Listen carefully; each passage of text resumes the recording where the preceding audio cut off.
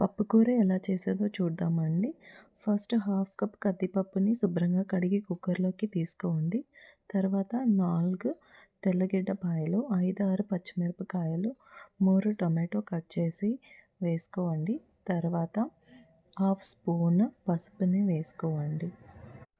పప్పు ఉడికేకి తగినంత నీళ్ళు వేసుకొని తర్వాత చింతపండు రుచికి తగినంత వేసుకోండి. హాఫ్ స్పూన్ నూనె వేసుకొని మూత పెట్టేసి 5 to 6 విజిల్స్ పెట్టుకొని పప్పుని బాగా ఉడికించుకోండి.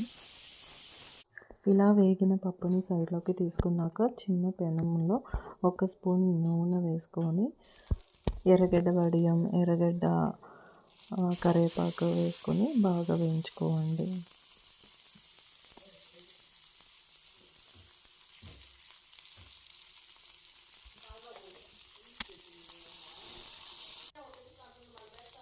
ఇలా వేయించుకున్నాక మూత తీసిన కుక్కర్లో రుచికి తగిన ఉప్పు వేసి బాగా ఎనుక్కోండి.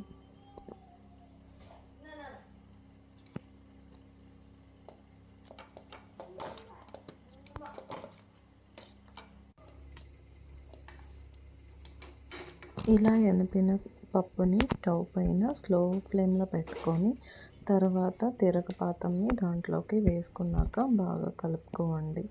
అంతే, పప్పు కూర రెడీ.